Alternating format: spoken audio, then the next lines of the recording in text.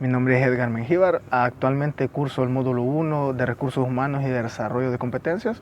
En este video les explicaré un poco sobre lo que hemos visto a lo largo del módulo y contestaré algunas de las principales preguntas. La primera pregunta sería ¿cómo estructuraría el Departamento de Recursos Humanos?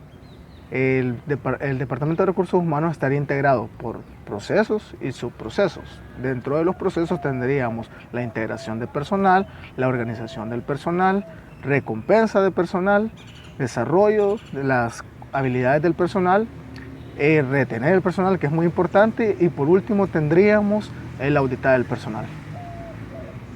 Después tendríamos la segunda pregunta. ¿Cuáles son los tres significados de recursos humanos?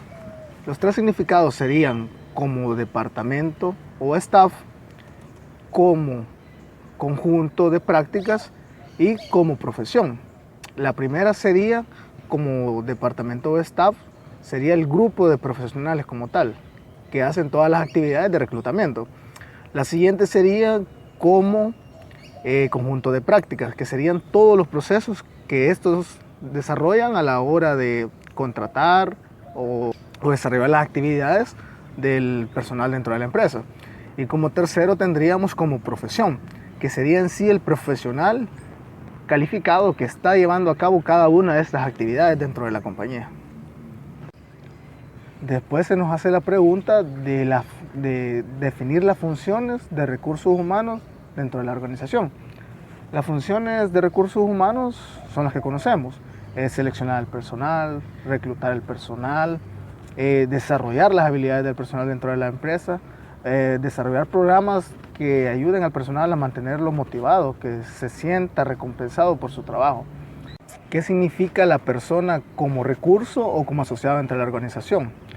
Como recurso podemos tener en cuenta que es alguien que se estandariza, que necesita ser controlado y dirigido y que no tiene ningún tipo de opinión dentro de la empresa, que solo se dedica a realizar sus funciones y a cumplir metas y objetivos. Como asociado no, como asociado tiene las facultades de dar ideas, de aportar a la empresa, de demostrar las habilidades que él tiene para generar un valor a la empresa.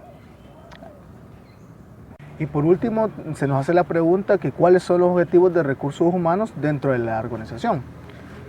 Aquí podríamos tener que es alcanzar los objetivos de la empresa, que es uno de los principales, mejorar la competitividad de los empleados, entrenar y generar recursos bien calificados, mejorar la calidad de vida de las personas dentro de la empresa, impulsar el cambio para mejoras obviamente, e impulsar políticas éticas y de comportamiento y de normativa dentro de la empresa.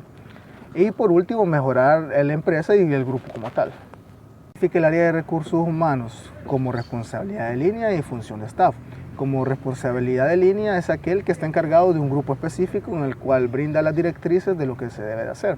Como función de staff es aquel que brinda asesoría a los demás departamentos en lo que tenga que ver con políticas y procedimientos. En el capítulo 2 se nos pregunta cuáles son las características organizacionales de cada una de las épocas.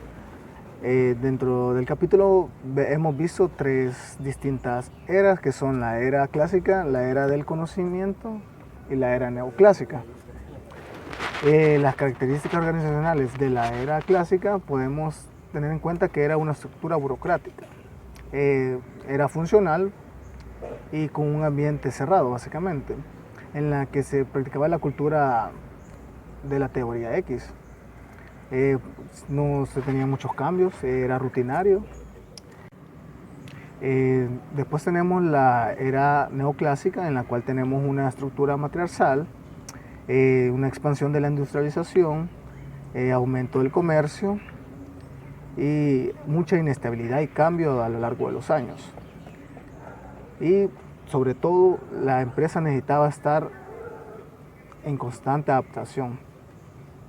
Y por último tenemos la era del conocimiento, que es la que vivimos actualmente, con una estructura adocrática en la cual se necesita que la organización se adapte a los cambios constantes, y necesita tener una estructura que sea flexible y ágil hacia esos cambios. Después se nos hace la pregunta, ¿cuáles son los componentes del capital humano en cada una de las eras? El capital humano en las distintas eras ha tomado un rol muy diferente. En la era clásica, el capital humano era considerado un simple trabajador.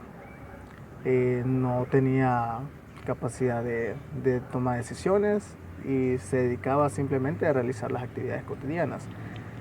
Solo existía un departamento de personal y de relaciones industriales, que eran los que hacían las actividades rutinarias de contratación y selección de personal. En la neoclásica, el personal comenzó a tomar un papel mucho más importante, ya era considerado como un recurso humano, el cual buscaba desarrollarse, en el cual se instaló un departamento de recursos humanos que era el encargado de velar por el bienestar de él.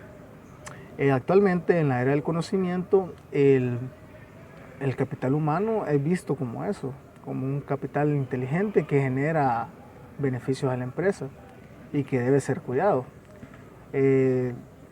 Actualmente se cuenta con un departamento de recursos humanos que es encargado de velar por el bienestar de los mismos. En la parte 3 veremos un poco sobre la planificación estratégica. ¿Qué es la planificación estratégica? La planificación estratégica es la forma en que la empresa va a desarrollar cada una de las actividades, lo que ya se ha pensado previamente y cómo lo va a ejecutar.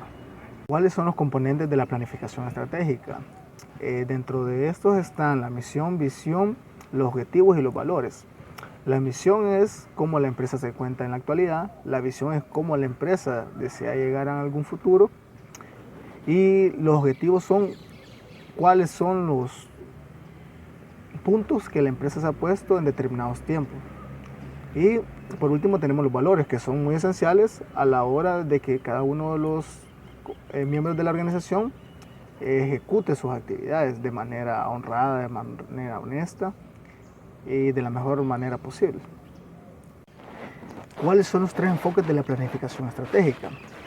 Enfoque en la estabilidad para asegurar el futuro de la empresa, mejora en el comportamiento para asegurar la forma en que la empresa va a reaccionar ante distintas amenazas futuras, y en la contingencia para cómo va a evitar y cómo va a prevenir posibles amenazas y problemas.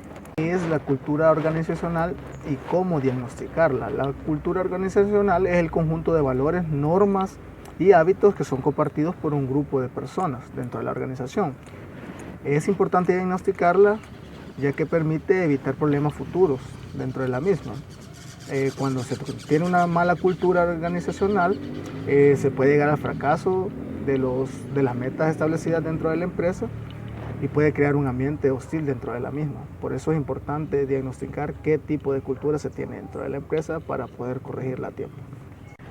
¿Cuáles son los 2 KPIs de recursos humanos? Los KPIs son unidades métricas que permiten medir el rendimiento de las actividades de los procesos dentro de la empresa. 2 de los principales KPIs que menciona en el texto son el ausentismo y la rotación de personal. En este video hemos visto un resumen de lo que hemos visto a lo largo del módulo 1, los principales temas, y hemos respondido las principales preguntas de cada uno de ellos. Gracias.